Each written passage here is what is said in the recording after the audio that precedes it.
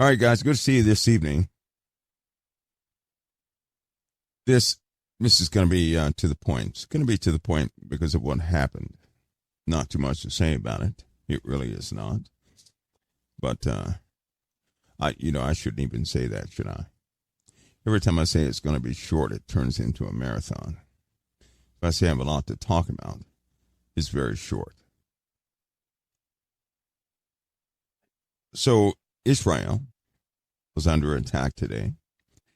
Some of you guys, if you've been keeping up with if you look at the website from time to time, you would have saw that article early this morning. It's like super early. And, but I'm not sure what they're saying on the news yet. I haven't looked at that. So I have no idea what they're saying, no idea what they're reporting. But there were over 300 ballistic missiles shot at Israel. Right now, there are no casualties in Israel. No casualties. That's a good thing. Hear me close on this. It's very impressive. Yesterday, President Biden overrode certain people and demanded that interceptors stay on station in the Middle East. He saw this coming. That was interesting. He did. He saw this coming. And I couldn't believe what I was hearing. Anyway, I'm not going into that story. But let's just say that he did the right thing. He did a good job. He did. He did a good job. Because it was the U.S. who intercepted quite a few of those inbound missiles. I don't know how much footage they have, but if you look at the footage, you'll notice interceptors coming from the sea. And that was the USA intercepting Iranian ballistic missiles. So that was quite impressive. That was very impressive. Good job for him. Good job for him. See, they can do the right thing if they stop doing all this political nonsense and childish back and forth things. That's irritating. It's very irritating. That does nothing but stoke fires of emotions, which can cause people to be a bit off center, making decisions. But when you're isolated and you're thinking about the people again, when you're not involved in politics, which he is not, he is effectively outside of politics right now. He's being a president. That's impressive. That's what people expect. I wish more people would be that way. Right? He's not talking. A lot of people talk a lot of stuff. I'm going to tell you something. Talk is cheap. He actually did something. He made the right calls. Quite a few of them. Quite a few of them. That was impressive. It was very impressive. That's the type of leaders people, they have inside them, right? People can do the right thing. They can. Politics, however, is so divisive. It is. In fact, all politics has become in recent times is name calling, pointing fingers, blaming. It's like a bunch of children in preschool. Every time somebody opens their mouth, it's somebody else's fault. That's all you hear in politics. Is that what you have to do to these people to make them, be human again and start looking out for the needs of others? Is to shut down politics in their lives? They should change the whole policy. If you're appointed president, you can't speak to anybody. That would change everything, wouldn't it? That would just change you'd be forced to do your job. Somehow, if they could make politics unpopular, where no one could ever hear what they were saying, they'd have no choice but to execute things for the people, to really serve the people. I love it when people do no talking. and really go into servitude, because talk is cheap. The Bible says a fool has many words. That's what the Bible says. A fool does. A fool has many words. The wise are slow to speak and quick to listen. He did a good job. But I'm not sure what they're saying on the news. I do not like the direction this is going. I say that because Benjamin Netanyahu issued a statement and the USA issued a statement. Both are in collaboration.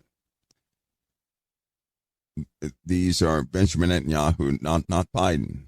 He didn't make a statement, but Benjamin Netanyahu and some of the folks in the war cabinet in conjunction with Israel. And the reason why is because this is an Israeli matter.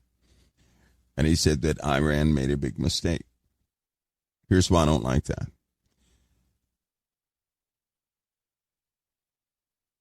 If a little guy threatened me, and he came up to me and he hit me in the chest, and I could barely feel it, I would not strike back at him. I wouldn't do that. I'd let him get his frustration out and go ahead with my day. I'd approach him later. I wouldn't do anything back. Right? I wouldn't. If somebody tried to do serious harm, that's a different story. When somebody does something and they are utilizing a lack of their own technology to do it, they're sending a message for their people. Sometimes you have to read behind the emotional front most. And in this case, here's what will happen. If you can hear me on this. Since Israel has to take a stance against all of our enemies, and she does, which means there's no way Israel can ever make a statement and not act.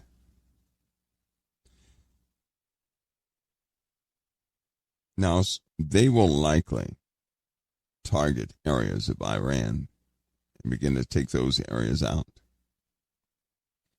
Iran wrote a statement or issued a few statements, in essence saying they have retaliated. Their remarks were on social media. Their remarks were on a few fronts. Somebody said Biden just gave the Ukraine. No, he didn't give the Ukraine $175 billion. That's a different story. That's why I don't like the news. They lie too much. They make everything divisive. They just flat out lie. It's too many lies. When you know the backstory of what's happening in the White House, you would make you sick to know how many lies are out there and how many lies people believe. And unfortunately, in this society, when somebody says something and somebody else picks it up, right, people start believing it. And it's just too many lies. It's lies after lie after lie. I mean, just lie after lie.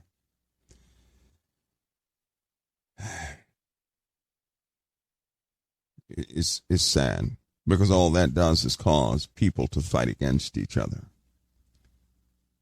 You know and I know that any lie that's issued like that, that's meant to have people fight one another, no Christian should act on.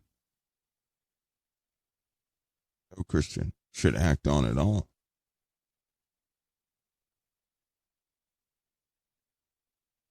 When I see Christians believing lies, right? Because, we hear the news. We're born in different countries. We hear the news, and that becomes our truth. That's what we act on. I see about 90% of the time it's not true. It's just not true. And it's very unfortunate, right? Because it causes good people to form these opinions. Now, just think of how God would see this. If a person formed an opinion based on a lie, Think about this. The Father would see us blaming someone who had nothing to do with the incident. That means we would not be innocent, because the Lord has already told us, essentially, if we cannot verify it directly, we're not to join in with the world to persecute anyone. He already told us that. If we do not have direct knowledge, we're not to act on it. We're not to act on the words of the world. And unfortunately, in this day and age, you don't know what's real and what's not. That's so sad to say that, coming from America, right? You don't know what to believe. You just don't. Isn't that's just terrible? So America has turned into this place of persecution. That's what that is, persecution. To call out the flaws of a person continuously or people continually is persecution. So Christians end up persecuting others. A big no-no. The Lord said, don't ever do that. Right? And the problem, again, is that we don't have direct knowledge. We're believing too many people who devise evil things. These folks behind the curtains, they purposely do this stuff. And it just so happens that some of those people are involved in rituals of witchcraft, warlocks, all these different devil things. They have a high devotion to self.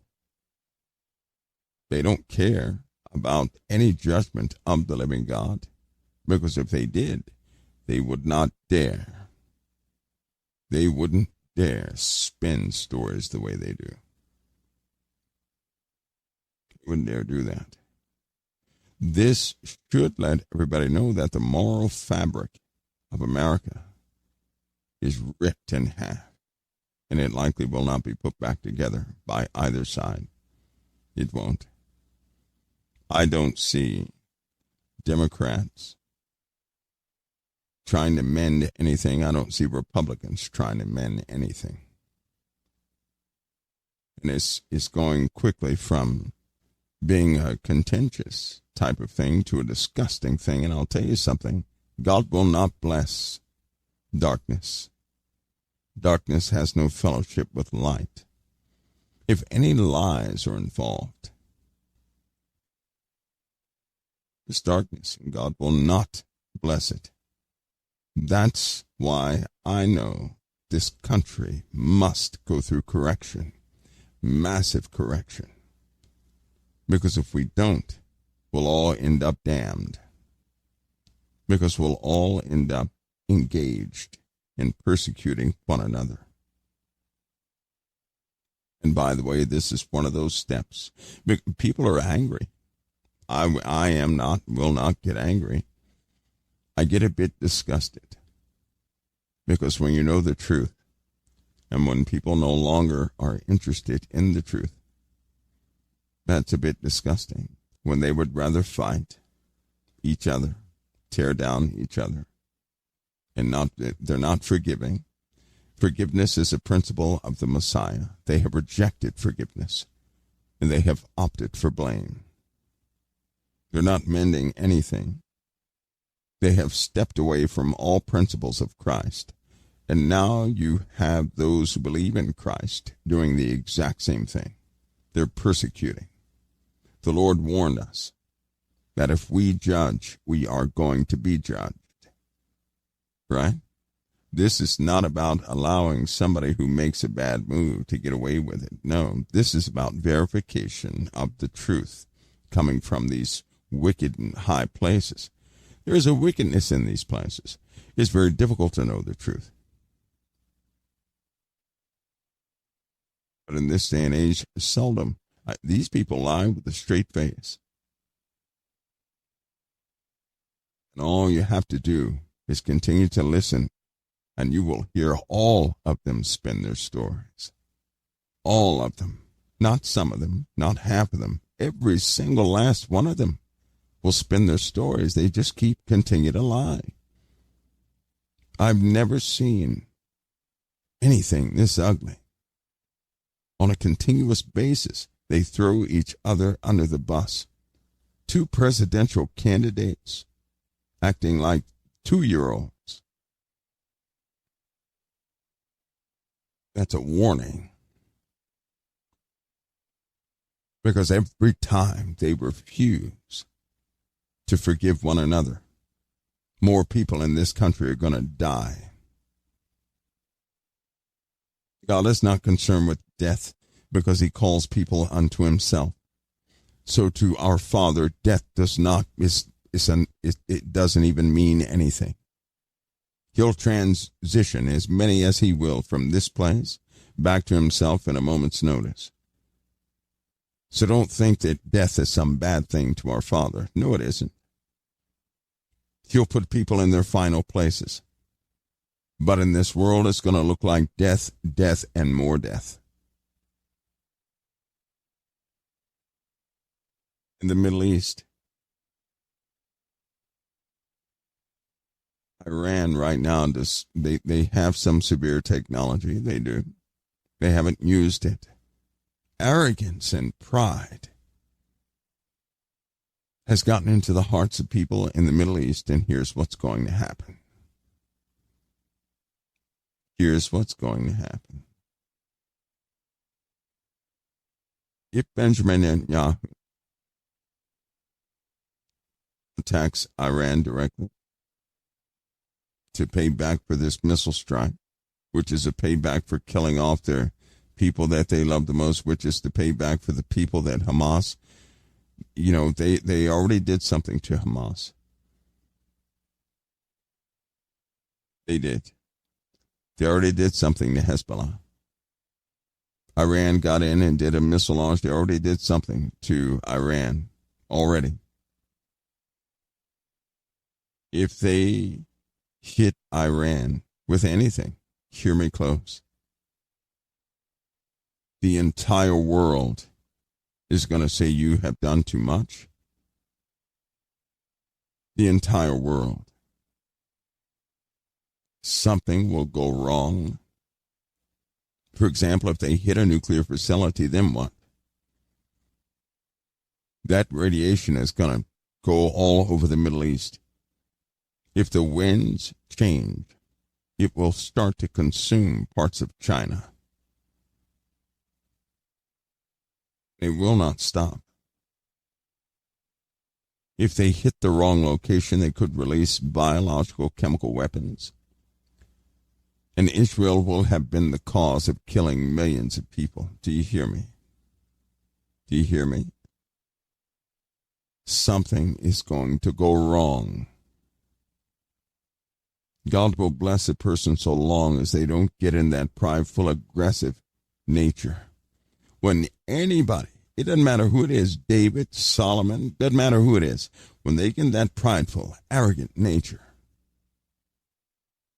then the wrong thing happens. When that takes place, when it goes wrong, when a mistake is made that is irreversible, the world's going to turn on Israel so quick. And at that point,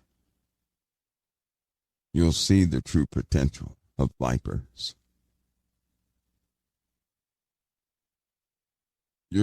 That's when you have to guard your heart. You're going to have to remember the biblical aspect of things. Because I'll say this right now. Of everybody who can hear me, who loves Israel, you're going to have to guard your heart. Because if you're not careful, the mistake could be so bad that even you will look at Israel sideways. Even you.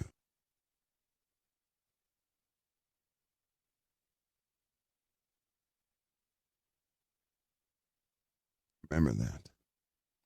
We know what the prophecies say. People can buttercup that up all day. We know that the entire world is going to turn against Israel. We know that the entire world is going to allow them to be under siege 3.5 years. People can dispute that all day. They're watching the formation of what was written in the book of Daniel, chapter 11, right at the end. They're watching it.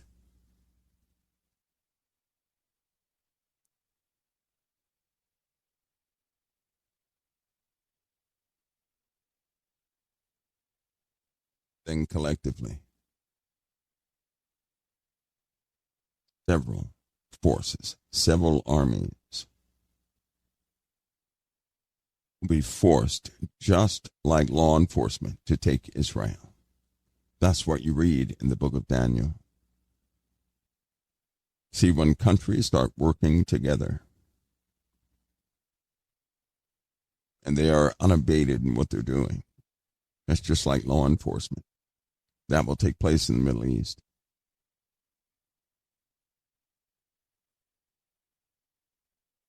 I hope that. I really do hope that.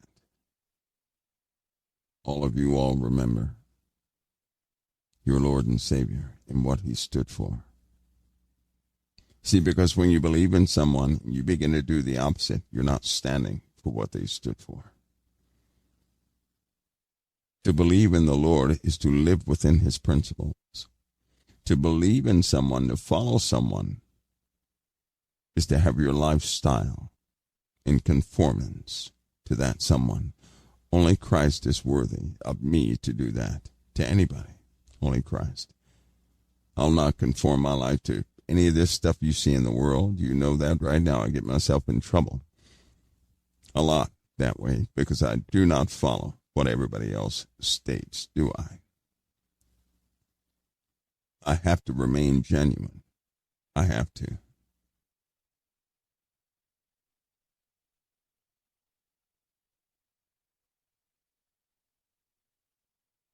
The levels of pride are too high. You just watch.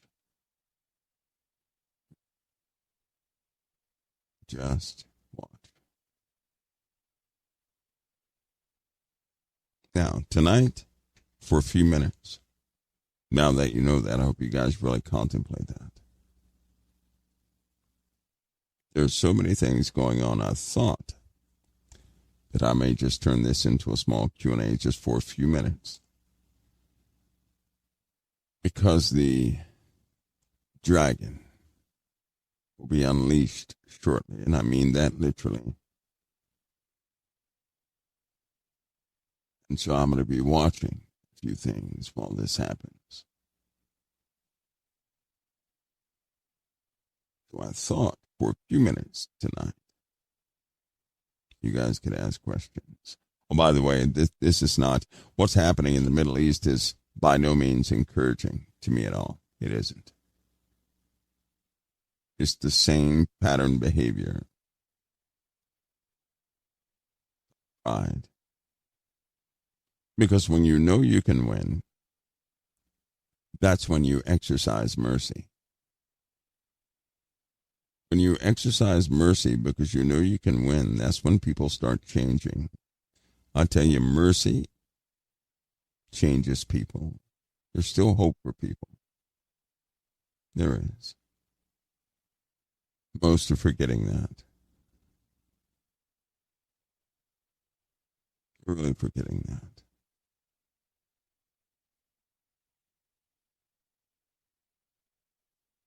I know that people are, I would have to say more anxious tonight than ever. For example, late last night, early this morning, a lot of people did not think that Iran would have that missile barrage. They didn't think so. I knew they would. A lot of people, they didn't buy it. They just didn't buy it. They said Iran's not that stupid. They can't do anything this and the other, and they did it. They did it.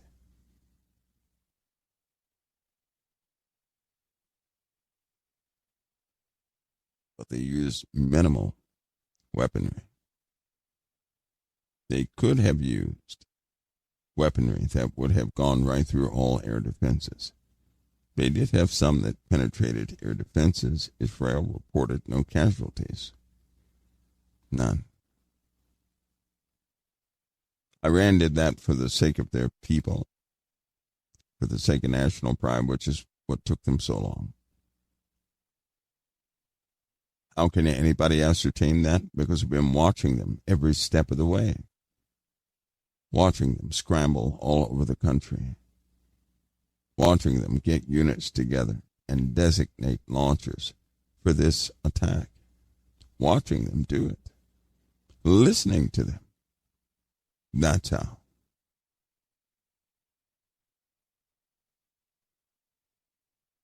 They were never going to use what they consider lethal force. But if Israel hits them hard, because you have people stoking the fires in Israel, you know what they're saying? Oh, now's the time to hit them back. They shouldn't have done that. Let's just totally destroy them. That's what they're saying. That's why I can't wait. One aspect, when the Lord comes back, he said what? They will learn war no more. I can't stand. I hate violence. I don't even like arguments. Because all of it leads to senseless death, a shortening of lives. And over what? Over what? For what reason?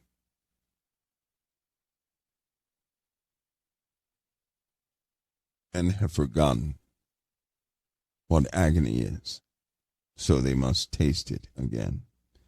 The Lord has been trying to warn people. You think these calamitous things that have been happening, many people think they're man-made. Their thoughts are in error. It does not matter if they're man-made, squirrel-made. It doesn't matter. It matters that they happened and that they killed millions. Some people have even gone so far as to say that the missile attack on Israel is fake news. I have no idea. So I'll tell you again, when this country, America, is overtaken, when you are shut inside your homes and you can't do anything and you don't know what's happening, maybe then people will learn what mercy is. When the captors of this nation exercise no mercy, when the betrayal is at its height, and everybody is essentially disarmed, when the ruling power is neither Democrat nor Republican nor independent, but something totally different, then maybe people will turn back to God and stop thinking so foolishly. These storms, they come so easily, they knock down houses. Years of hard work undone in a fraction of a second. And what do we continue to say? We get up from a calamitous thing like that and instantly start blaming people for things. What type of a heart is that? Wouldn't a person say, "Thank you, Lord, for sparing those who were not harmed"? It lets you know that people's hearts are not thankful. People are full of malice. They're full of violence. They're full of offense. They can't hear right. So much worse things must come. And this is only the beginning. I said this in 2010, I'll say it today. Mankind is going to learn to fear storms. When they hear that word storm, they're going to panic inside. You guys have heard me say that on and off for many years now. Can you see it happening? There are people right now, if you mention that word storm, they have a panic attack. It's going to get worse. The potential of these storms is probably 10% of what they will be next year. And why? Because people are too quick to assault their brother. That's why. All of it has to deal with the way of Cain. When man takes the way of Cain, so will the earth start to consume humanity. That's why hell has enlarged itself. Do you know humanity was never meant to go to hell? Nobody was ever meant to go to hell. Hell is a dimension, a place made for the fallen angels and for the dragons. It was never meant for humans. Hell has to enlarge itself because those who were never meant to go there are opting and choosing to go there. They would rather serve darkness than light. How do you know that? Because their deeds are evil. For remember what Jesus said. When he came into the world, he was the light into this world, but men loved darkness rather than light because their deeds were evil.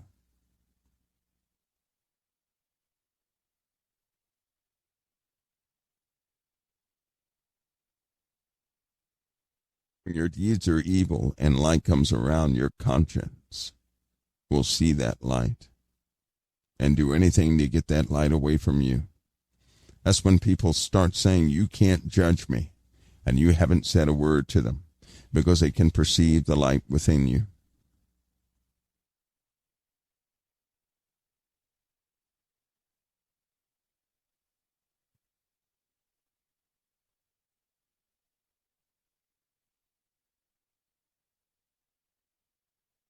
People going to make it next year at all.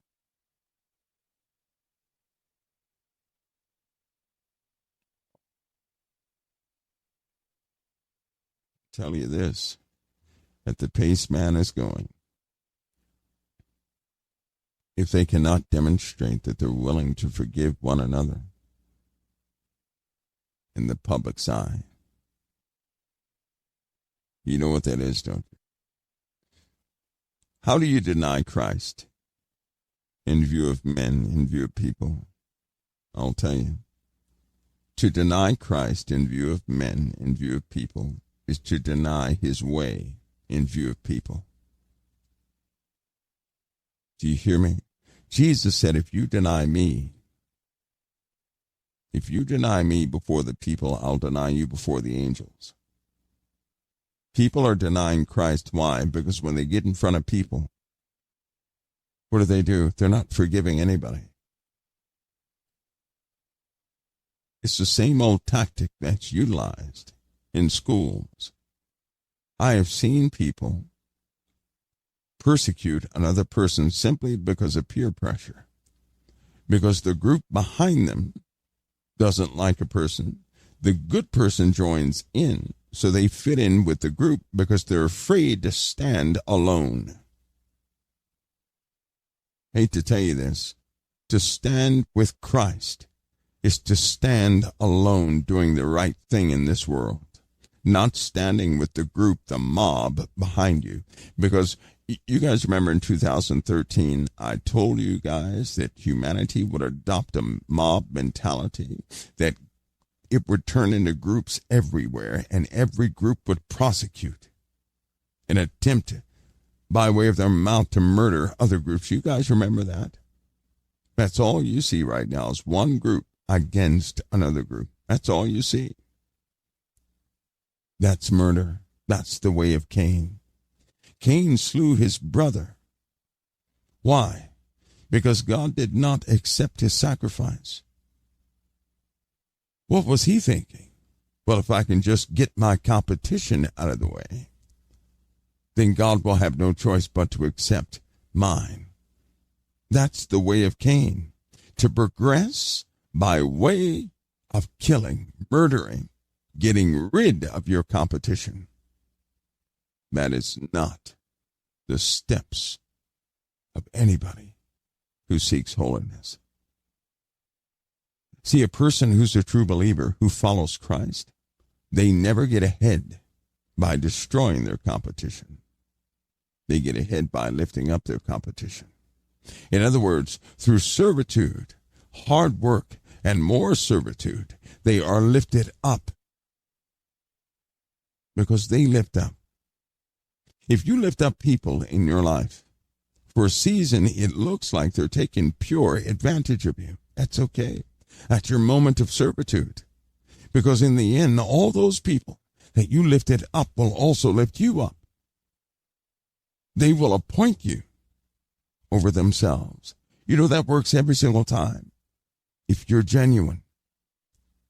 So through servitude, through hard work, servitude, sacrifice, selfless service, you escalate to the top. The way of Cain is to destroy your competition. That's the way of Cain. That's what they're doing in the world. And there's a promise over anyone who would take the way of Cain. And it's coming.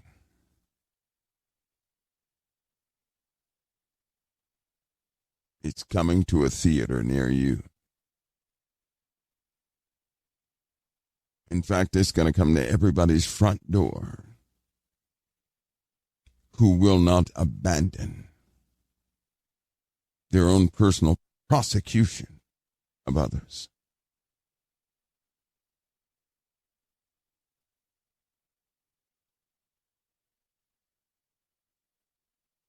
And those people who remain in that mode of mind are going to be given over to a reprobate mind.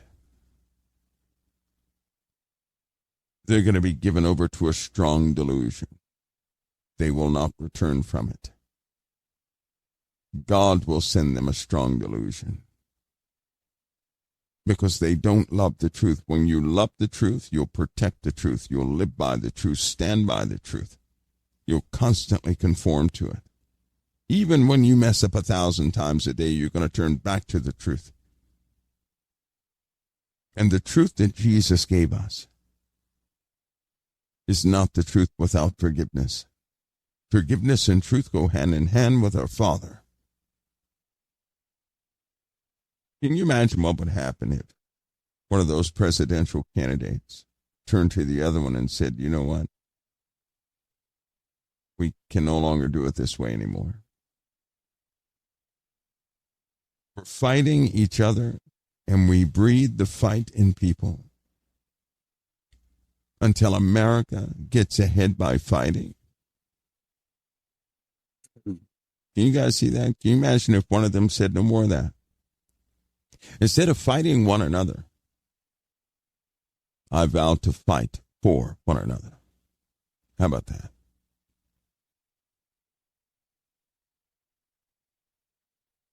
Can you imagine that? If any one of those presidential candidates got up there and truly had the heart to say, because if you, I want you guys to think about something right now in America. Do you know why we don't get ahead like we should get ahead? Do you know why? I'll tell you why. Look at business, which drives the economy. Look at business. In business, what do? You fight your competition, right? You do. You fight your competition. So you're constantly engaged in competition. That came from Rome, right? Capitalism came from Rome to fight the competition. It's an ideology that you can read about how it, the formation of it and everything. Anyway, that competition with an immoral base, you end up fighting each other. Now, with that type of competition, somebody has to lose, right? Somebody has to lose. Whoever loses a lot. They begin to suffer. And then they have to fight to get ahead again. So in the fight, they start crushing the competition. Now, when they can't do so directly, they start devising evil, immoral ways to do so, right? Isn't that what they do? So then the entire course of America is based on fighting, not competing with one another, but fighting each other for the best possible position. There's a better way. What would happen instead of a company competing against the other fella, that they realize something? They say, wait a minute. If we fight to get the best product out there, we're going to breed the fight in those who even buy the product, and they're going to fight each other to get the best of the product. So everything will be based on fighting each other. Instead of that, what if we fought for America? What if people, a company, would fight that everybody could produce the best product for the people? Just hear me on this. If AT&T fought, they produced the best they could, but they also fought that all these other companies would have the best of the best, then that means Verizon would fight that AT&T could correct what they messed up. The people would get the best of the best of the best. Why? Because they would fight for America, not fight to be number one in America. When you fight to be number one in America, that's the way of Cain. When you fight for America, you end up lifting everybody up. Because, in truth, if one company lifts another up, both are prosperous. If they in turn lift somebody else up, that company's prosperous. They're going to be prosperous because everybody's trying to provide the best product for the people, not ripping them off. Companies right now is the same thing. People are trying. These companies are fighting to exist. They are. Do you know how many tax laws are out there? It's ridiculous. They're fighting tax laws. They're hiring lawyers. They're doing everything to survive, to compete. What an if somebody would come along to eliminate all of that fighting nonsense and fight to get people ahead. So instead of a bunch of tax laws where companies try to evade the taxes, they say, hey, I'm going to opt in on this tax because this helps those people and this helps those people. It'd be a different world altogether, wouldn't it? It'd be a different world altogether.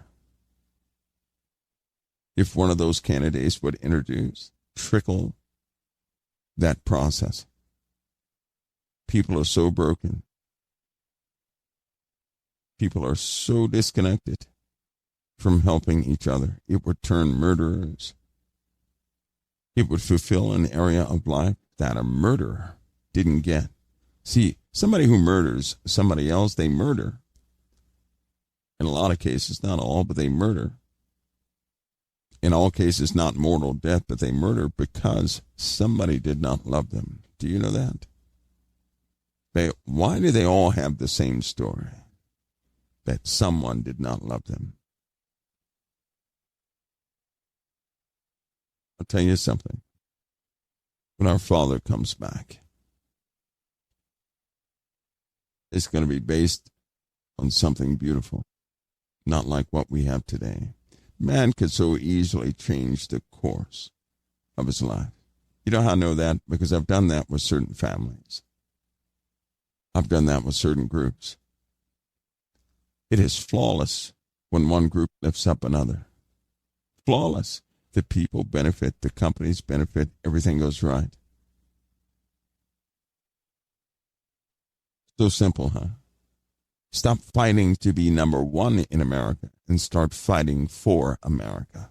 In other words, fight for your brother because America is the people. There is no America without you. So to fight for America is to fight for you. In other words, to fight to lift up somebody else.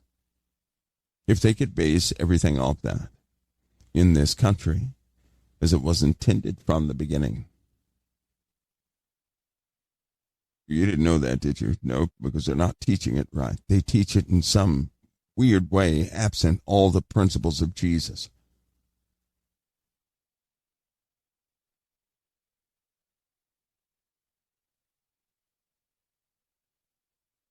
So many things were usurped. Setting up this nation.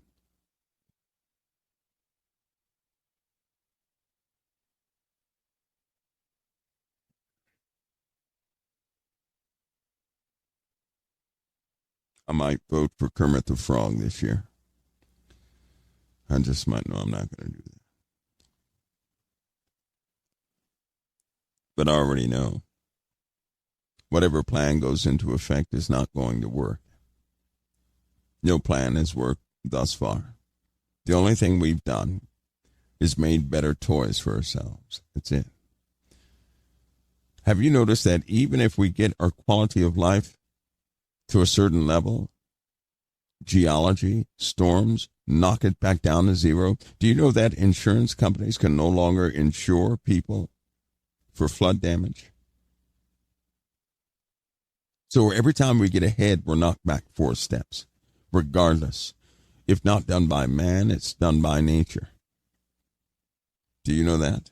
Why? Because we're not blessed. People can act like they're blessed. But that's nonsense. Isn't that nonsense? Somebody says, well, Mike, you can't change public sentiment so easily. It's hard work. Listen, it always starts with one. There's always a starting point to everything. Evil works that way. Evil doesn't come in and just take over everything at one time because everybody would fight it. It never did that. What did it do? It was patient and it was persistent. And in this case, it will take a lot of patience and persistence. But I personally believe that God would bless it. Now, something like that, your Father would bless. Something that where no greed is involved, your Father would bless. Something where you're lifting somebody up based on the principles of Christ, in truth and honesty, God would bless it. He would bless that.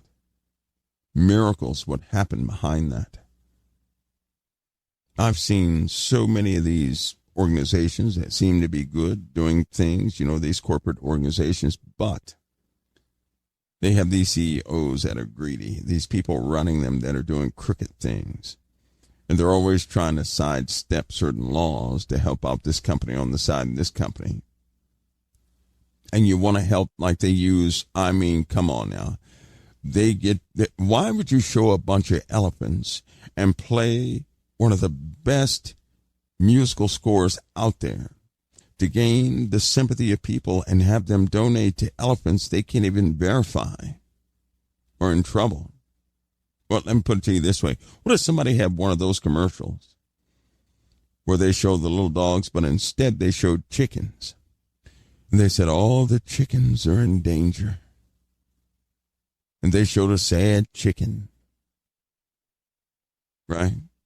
Would you guys start donating to chickens? Would you? What about skunks? Why come nobody donates to skunks? What if they had that same commercial and put skunks on there? Would you donate to skunks? I'm using this as an example to let you know what they're after. If they can get to you emotionally, then they plant the story based on that emotion.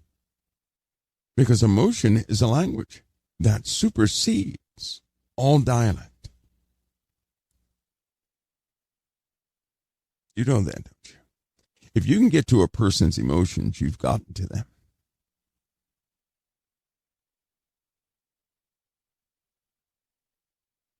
They use these tricks to get you. They do. They use them to get you. They use them to get you to be sympathetic to certain things. Then they utilize hire orchestrated commercials, media outlets to reprogram your mind. Once your mind is reprogrammed, you start thinking in a way that you were never meant to. Now you're sympathetic to causes you would never be sympathetic to. And indeed, you start giving to these places you know nothing about. Essentially, they make you give to something you know nothing about. They make you trust it in one commercial. They win your trust, your confidence. They get you emotionally until you give up the money. When you give up the money, they got your hook, line, and sinker. You couldn't verify. But tell me this, if you saw a commercial like that and it pulled your heartstrings, you can't verify that. See, if a person came to you and tried to pitch that story, you'd say, no, I got to verify that information, but not a commercial. Number one, you can't talk back to a commercial. You cannot. I'm trying to show you their formula. You cannot talk back to a commercial. The music, it settles your heart. The images cause you to care. And before you know it, before you shed that tear, because you feel so sorry for those animals that they're showing, that they had taped back in 2006. Right? The freezing dogs. Did anybody ever discuss how animals feel temperature? It's not like us. We humanize so many things we actually believe that animals feel just like us. How is it that a dog can break its leg, cry for 1 hour, and then go play, right after that? Like nothing is wrong. Because they don't feel pain like we do. That's why. They're walking antibiotic machines. That's what a dog is. That's what animals are. They don't perceive the world like us. They don't feel temperatures like us. When they're shivering, it's not the same cold you have. When we shiver, our muscles are doing exactly what that dog is doing. But we have a different type thought behind it. They have reaction, you have thought. We humanize things as though they feel just like us. People use that against you because most people don't know any better. Go find a person who can communicate with animals very well. They'll let you know about that animal.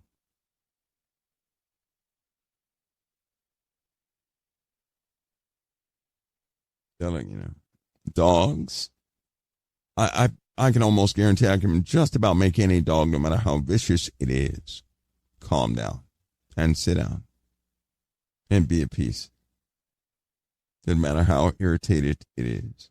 You can stop a dog from feeling pain without medication. You can do that easily through distraction. Dogs are adoptive by way of what they feel and what they're processing. In other words, when you're around an animal, you can take control of that animal. They don't share that. Why would they share that? Nobody would go and give money to these other places that funnel money into other things.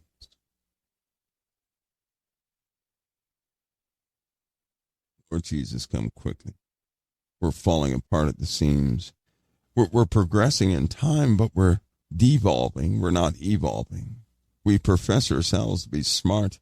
We are detached from how things really work. And now we believe in our own agendas.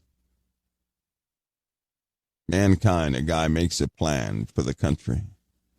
And he says, wow, this looks like a good plan. And he goes out there and says, this is going to work. Now, it's an unproven plan. He just made it up. They get a small group behind it. That group markets it. Before you know it, everybody believes it. Listen, and then when the person gets in the power, this will happen with anybody, the other side's against them. Nothing works out the way they said it would. Nothing. Why? Because we do some of the strangest things.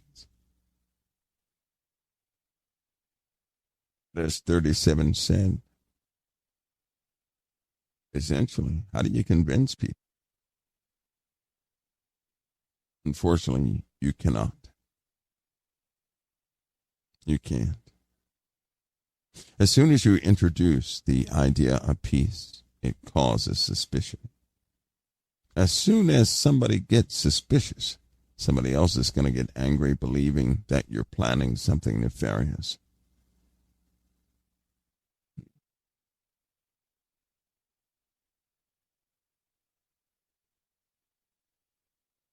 Somebody says, please read. I had a dream 4 nights ago, and I don't understand. I was looking up at the sky, and half the sky was very dark, and the other half was blue. Each side of the sky had its own moon, 2 moons, 1 moon in the dark side, the other moon the light side. It feels prophetic, but I don't know why. Ooh, well, I could speculate, but I want you to do something, since it's your dream. I'll remember that dream, so I want you to go and consult the Father for the answer, right? Have you ever, when you have a dream like that, asked the Father what that dream is? He'll answer. He will. When you really want to know, he'll give you an answer. And when you have that answer, don't forget your first dream, so make sure it's written down. When he gives you the answer, don't discard your dreams. He'll give you the answer. Because right now it sounds like this. See, as soon as you said moons, here's what I thought of. One was in the dark part of the sky. The other one was in the day part of the sky, right? The day is the blue part. The night is the dark part. But they're moons. Well, in creation, God made 2 great lights, one to rule the day and one to rule the night. The lesser light rules the night. Then you read later on in Scripture where God says we're not children of the night. We don't sleep in the night as do others who are in the world in sin. But we're children of the day, right? Just like the creatures that are night creatures come out at night. Now, it's funny that the lesser light rules the night. That will be likened to Satan himself, who will manifest as an angel of light. But he's a lesser light that rules the night.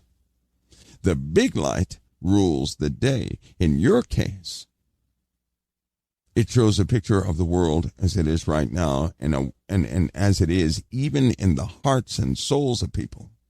Satan is even ruling what man thinks is the day or what man thinks is good. Even that has become tainted and is ruled by that lesser light. Hence, the moon in the blue sky and the moon in the dark sky. The moon representing Satan and his rulership. The lesser light that rules the night. Well, in this case, that lesser light, or Satan himself, is now in place of the sun. So the best deeds of humanity are devised by Satan himself. You can see that reflection in the world. I couldn't help but to think of that because some of the good things that people think they're doing produce evil things. Why? Because they're not asking that thing to be blessed by the Lord. They're doing good deeds because they're plotting for something else. They have an agenda behind the good that they do. So the good that they do is orchestrated, not genuine.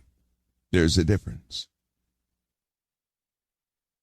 Now that we have Satan in the daytime too, he is almost at his kingship point, where he takes the kingship of the night and the day, plants that in a vessel on the earth, and a man will come forward.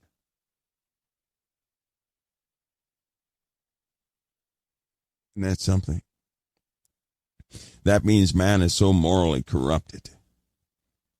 But even the good that they do stinks. It stinks just as bad as the sin in the night.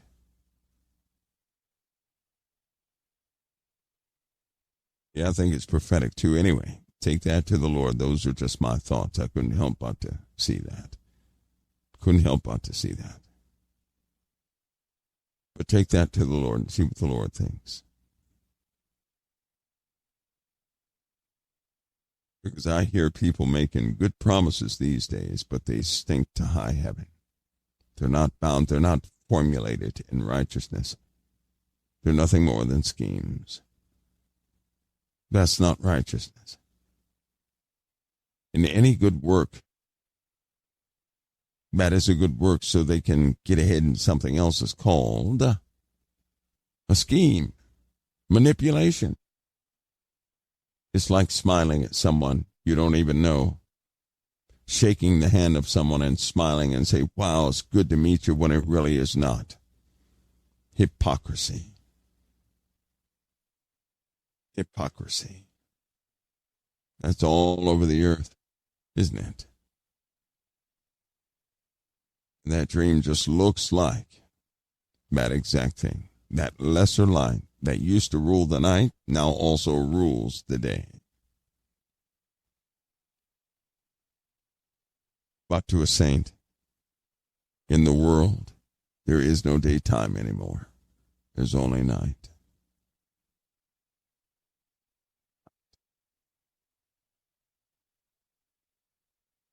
Great night is coming, and nobody can work. In that great night, nobody can work.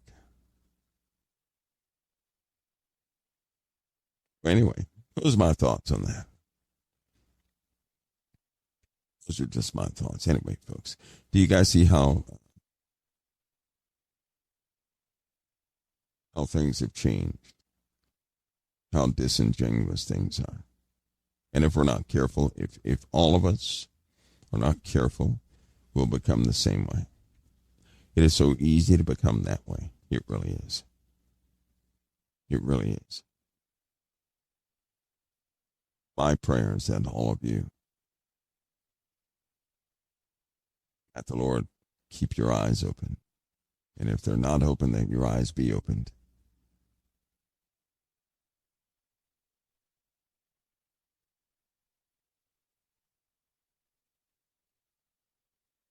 Because I do fight, but others don't fall in certain ways I've fallen in life. I do fight that people don't become like those in the world. I know that the world is digressing each day.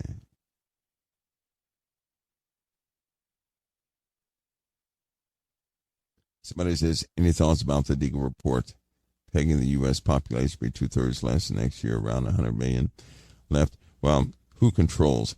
I already talked about the census at one point, and people trust, they trust public information so much, it's almost a moot point. It's very difficult to talk about facts, right? When people are going to say, well, where'd you get that number from? Because the only place I can see you can get them from is the Census Bureau. Where are you going to get the numbers from? This, that, and the other, right? And I have different methods of acquiring statistical information. It by no means is from the official channels where people get them from, because those are often skewed. It's kind of like voting, right? It's kind of like voting. It really is. Just go ahead and face that. It's kind of like that. But I'll tell you this. You're going to begin to notice in the world an emptiness you can't explain. And then one day you'll wake up and say, what happened to all the people? Where are the children?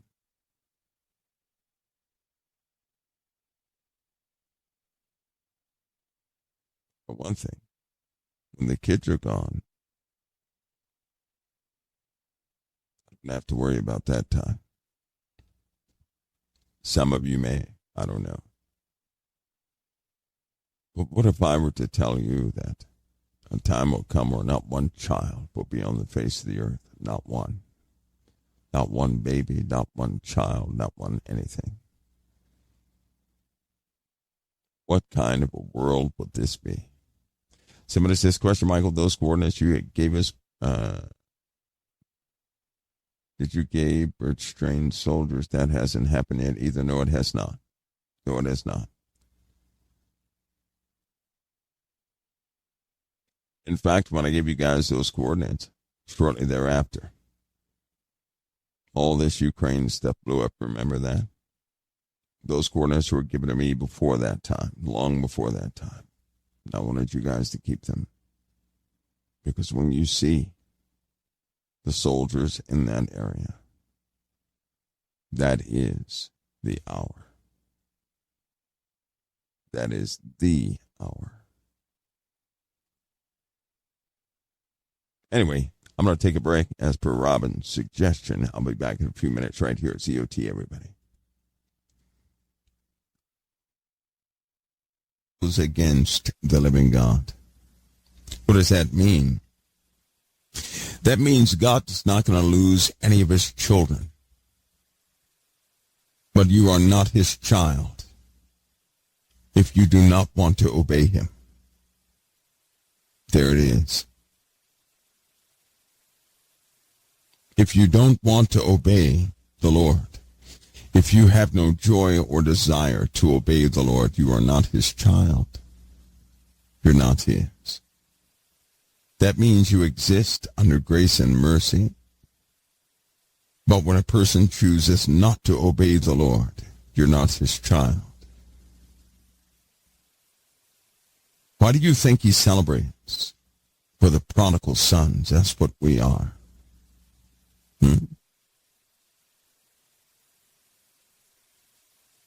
Why do you think he gave us such a long time to work our salvation out?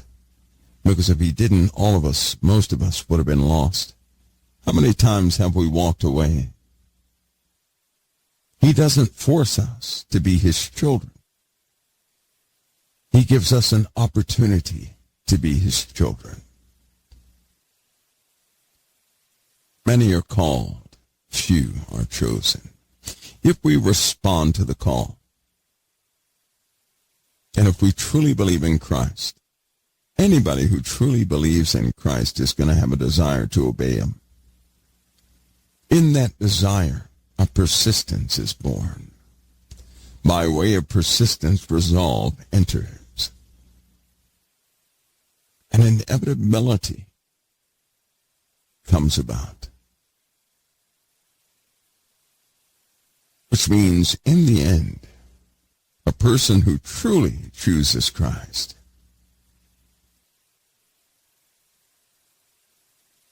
they will not fall away from him because they choose him. In my case, do you know how many times my life did not quite warrant the Christian walk? And in those times I did not want to bring any shame to the name of the Lord. So I became very quiet because I did not want to dishonor my Lord in the eyes of anybody else. Do you know that? Even in my stumbling and bumbling,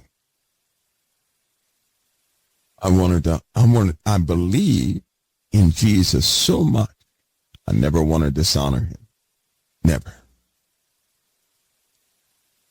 That's why I'm so cautious.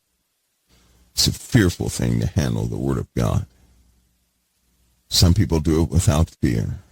Make up things, do whatever they want. I can't do that. That's why I don't speak the same message as tradition or the world. I can't do that. If I don't have direct knowledge, I simply don't know it. I cannot act on somebody else's truth because I don't know if that's truth or not. The only truth I know is what the Lord confirms. So when I don't know about something, my mouth is shut. I seek to obey him. You know how when you first start out and you're thinking about being saved, you say, well, I have to give up this and give up that, It becomes such a chore. You say, well, I'll get that next year. When you truly believe in Christ, obedience becomes your greatest desire. You may fall many times, but you're determined to get up to obey him. That becomes your number one desire. You want to obey him because it's pleasing unto the Lord, and you want to bring honor to his name and to the family name. He becomes your everything. There's always praise within you because you know what can happen without him.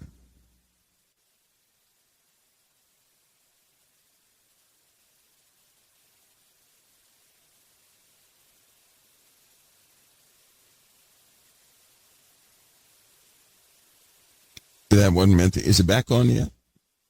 It's a little slow. It's be a little slow. Did it come back on yet? Oh, if you guys didn't get that on that recording, oh, it wasn't meant for that to go out there just yet. You guys good to go? Everybody good to go? You guys hear me on channel 0?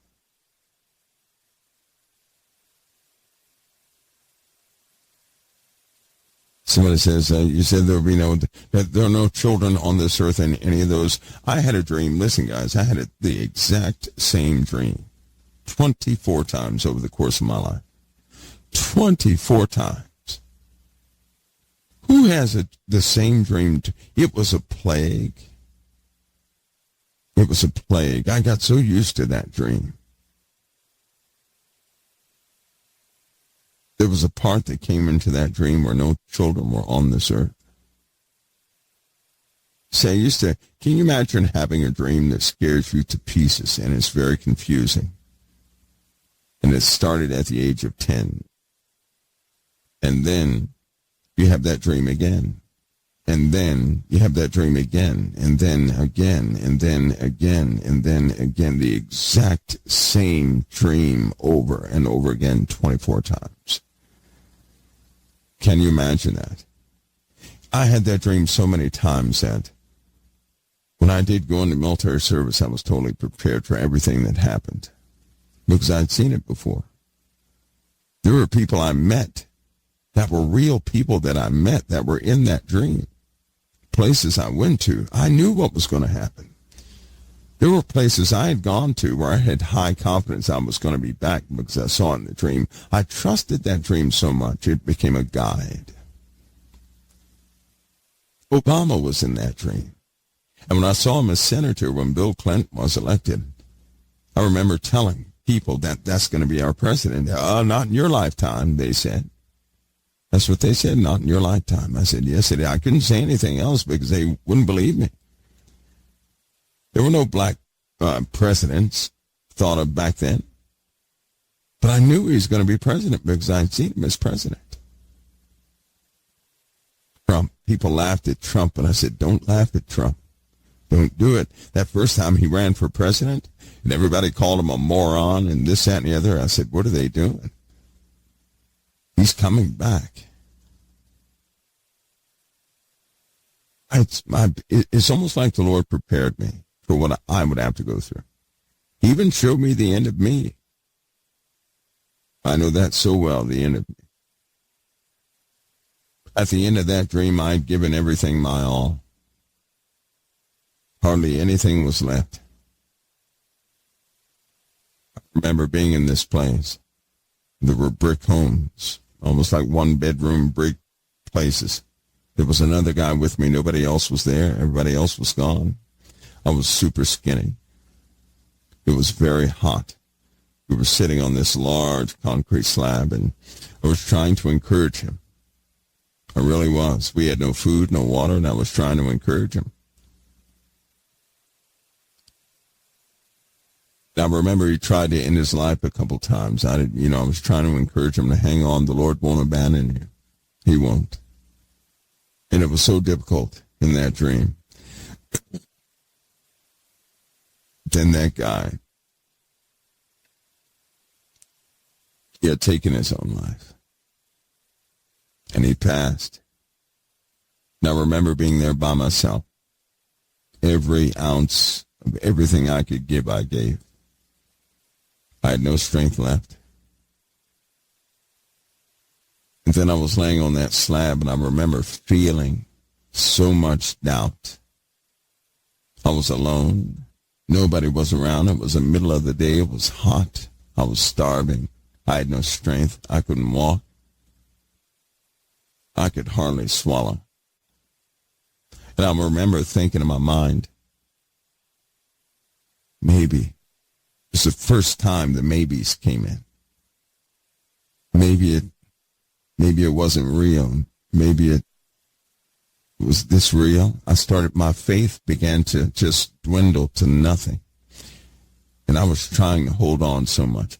Right when my faith was about to give out, I looked up and these vortices formed. Right there in that moment, I knew that was Christ.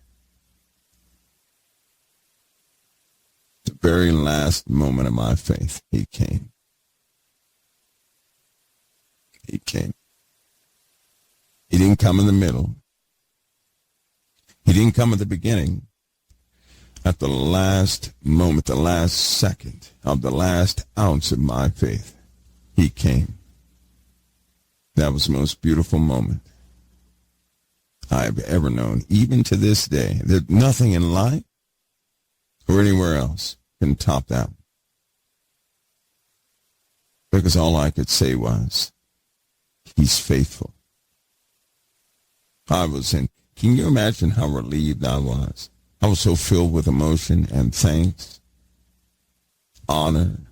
You just can't believe how I felt in that moment. Can you imagine just losing, you exhausted everything you could, and then you begin to reason with yourself. And you imagine that you're sitting there talking to yourself. Did I deceive myself? Lord, I know I shouldn't be talking like this, but was any of this real at all? Is this it? Right when you're about to give up all faith, the vortices come, and you instantly know who it is. I knew that was Christ. Those are vortices of pure peace and power. I remember falling to my knees in that dream. I woke up in tears. You know how when you're emotionally crying real hard, if you've never done that, it's almost like your body convulses. That's how I woke up. That's exactly how I woke up. And when I woke up from that dream, I just said, yes, Lord. That's it. Every time that moment came, it hit me so hard. Now imagine going through that 24 times. It's burned into me. I mean, burned into me. And they did not stop until I was comfortable with each section of that dream. And there were many sections that flipped just like a page. I saw Texas. I saw the East Coast.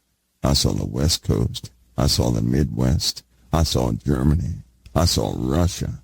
I saw so many places. To date, nothing has failed.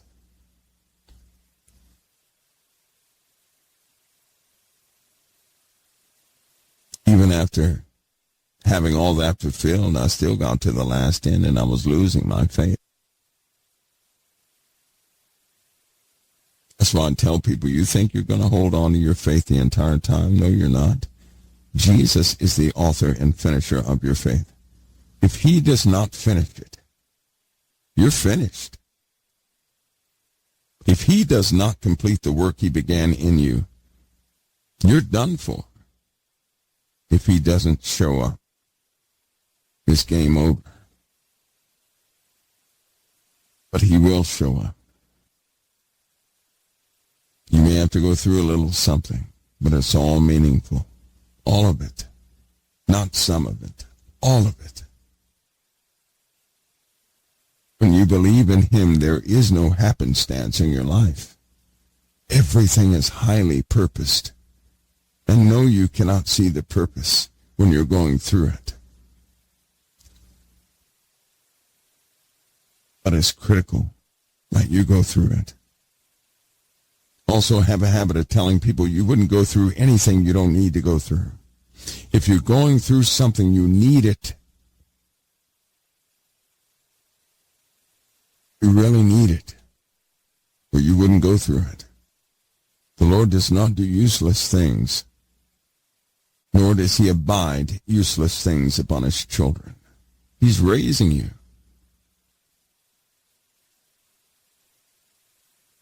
Your deliverance is nothing but fulfillment, something you cannot imagine right now. We don't have a capacity to imagine the fulfillment that's on the way. All you can do for your brothers and your sisters is encourage them to keep going. They ultimately have to make up their minds. And there will be lots of ups and downs. So every time you stumble or fall, get back up. And if you believe in the Lord, embrace him again. Honor him again. Seek holiness. Above all things, please, come out of the world. Come out of the ways of the world. That man who committed suicide,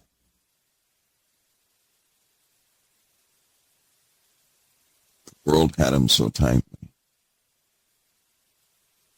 he couldn't totally commit to Christ.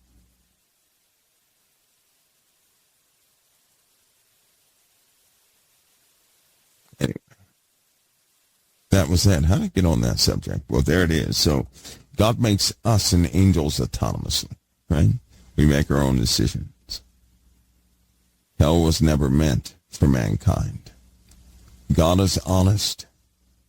There's no trickery in him. Hell was made to house the angels that fell at that time. It wasn't made for mankind. And sure enough, when you start reading the other books, some of the books they took out, not all, but some of the books, it talks about hell. And how hell was never meant for humanity. And then you go back into the Old Testament, you find it in 18 places.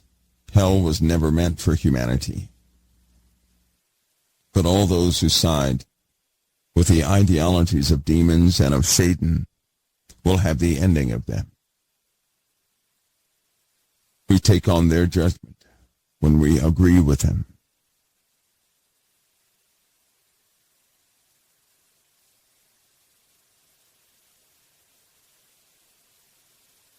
Somebody said, is Jerusalem about to be trampled underfoot 3.5 years? I do believe so, yes. Now remember, that 3.5 years marks the beginning of what? The installation.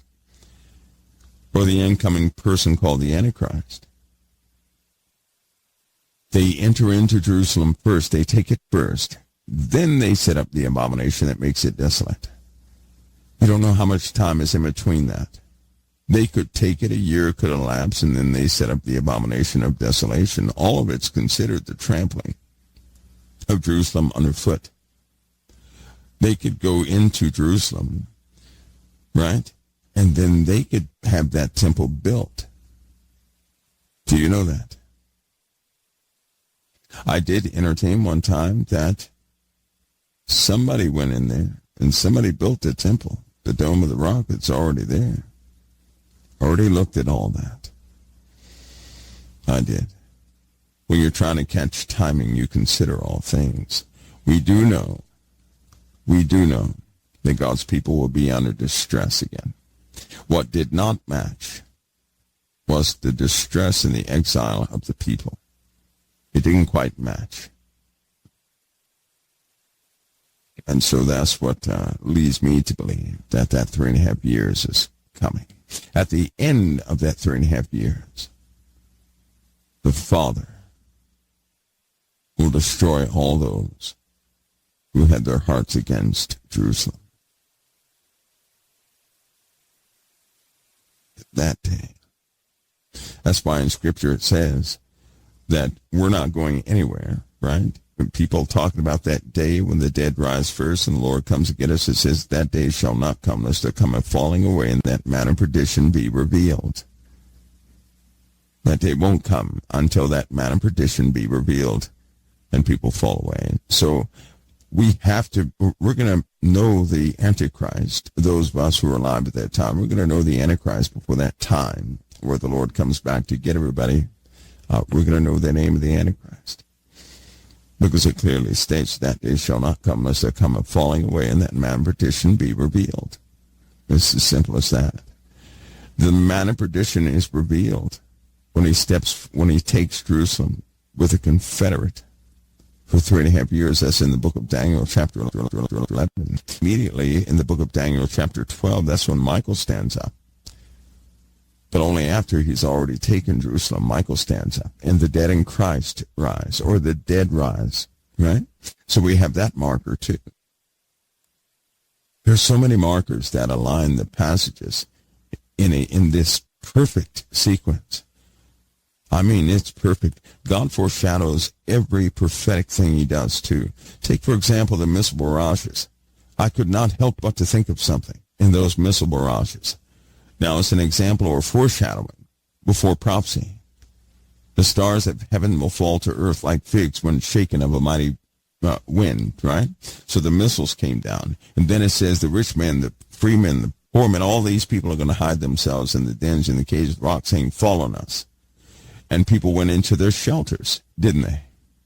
But then it said the sky departed as a scroll when it's rolled together. That part we did not see. And I was thinking, I said, so what happens? What happens if Allied forces of the West were to launch it at Iran and all these other places in retaliation of something? Then for them, when the missiles started falling, they would do damage and people would run. And the people would say, hide us from the wrath of the Lamb. How do I know that? Because they said that before. Because they said Israel brings the wrath of the Lamb. Hamas has already tried to sue Israel because they said God, their God, was altering the course of their missiles. Iran has already blamed Israel and said their God protected them unjustly. That happened a few times. So we know that if they were hit with a missile barrage, same missile barrage they dished to us, if they were hit with it, they would go hide themselves and say, hide us from the wrath of the Lamb, because they've said that before in other circumstances. And they would hide in the earth and the dens and the rocks and all this, that, and the other. They would do that. And we do know that at some point, a large yield explosive is going to be used. And when they blow up, that's a mushroom cloud. And a mushroom cloud looks like what? What does it look like? It's rolling together. So it's similar to that. But here's what I believe. You know when it says, and the sky departed as a scroll when it's rolled together, right? That makes no sense. The sky departed as a scroll when it's rolled together. That means the sides of the sky are going to be rolled together toward the center. Think about that. Think about that. What can do that in the upper atmospheres? What can do that in the sky? You ready? Are you ready? If an object came streaking in our solar system and nipped the surface of our atmosphere, that's exactly what it would look like. It would superheat the upper atmosphere, and it would cause the entire sky to roll up on both sides, meeting in the center. Right? Fluid dynamics. That's what you would see. Just like if you were to send an aircraft and you were looking at the airfoil ratios and you saw the aerodynamic smoke, you would see that. But if something went through our atmosphere, that's exactly what everybody would see. Everybody would see that. Then the whole sky would roll together. I mean, it would roll together right dead center. We've already had an example of that. There's a recorded example of that activity. And the sky did roll together, but it was a small little tiny thing. And it zipped right through our atmosphere, skipped off our atmosphere. If a big one came through, oh my God. You know what would happen at the base of that? It would burn up everything it passed. If it rolls up the clouds like that, right? If it does that, it's going to burn the ground. the friction will be so high it'll superheat the ground. And you're talking about a width of 1,000 miles in both directions. That's a 2,000-mile wide burn mark going right through the earth. We already have 4 of those going through the earth, by the way. So it's happened before.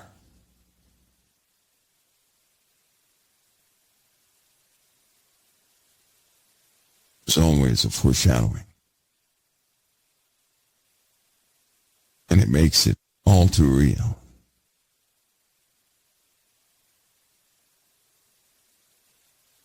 Folks, I'm not going to hold you hostage anymore. I'm going to join you all. Might join you all a little later, if that's okay. So there's some things I got to watch. These are very delicate hours, and we don't know what will unfold. I will be on watch, that's for sure. I want to thank each and every one of you guys for pitching into, as I said before yesterday. I snuck that in there, but we did fall a lot as far as COT's stability. So thank you for doing what you do. It's helping out. You have no idea. You have no idea. It will afford us to continue. Those things are really needed. I know I'm not talking about the VP debate. I will watch that later. I will. Just to analyze where they are. Always watch the debates. I do. I'll let you know why. Again, another time. But I watch the debates and I don't get disgusted watching them because I'm looking for something. Looking for things. Looking to hear specific things. But I may be on later on tonight. I hope that we can keep that momentum going in COT, guys. Your anything you guys do is much appreciated. There will be a P.O. box on the COT site in a few days. If you give it a few days, there's going to be a P.O. box on there. So you guys will feel free to utilize that P.O. box. And everything is set up, because you guys don't like PayPal, everything is set up for the money orders or the checks directly to that P.O. box. Now, they have to be cataloged, or the intake of those things. I'm very picky about financial things. Everything has to be logged, and the reason why is because I like transparency.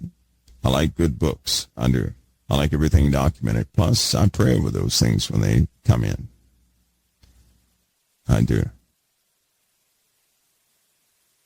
But I will admit I'm stubborn in that area. I don't like talking about that subject.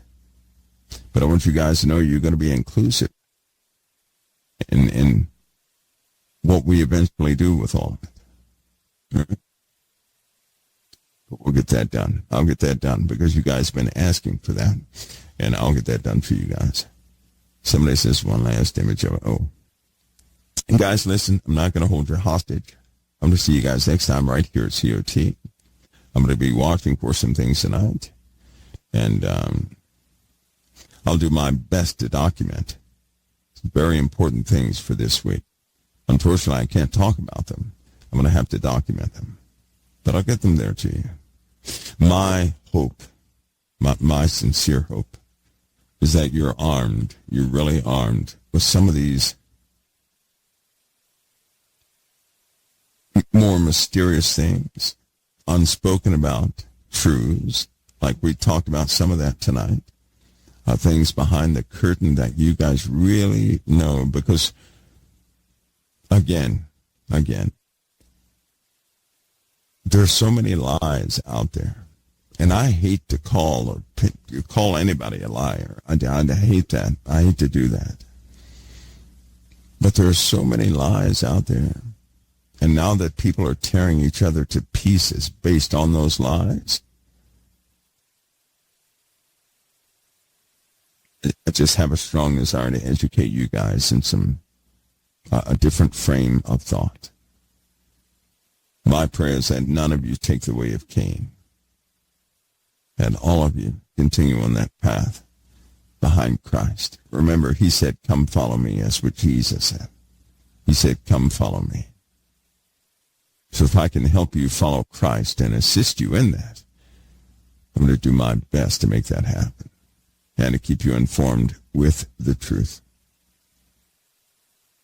Not some spectacular truth, very simple truth.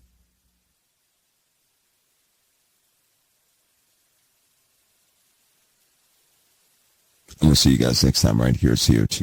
If we have a midnight hour, of course, the player will turn on and somewhere around midnight, and we'll go from there. God bless and keep all of you. I'm going to see you next time right here at the Council of Time. God bless.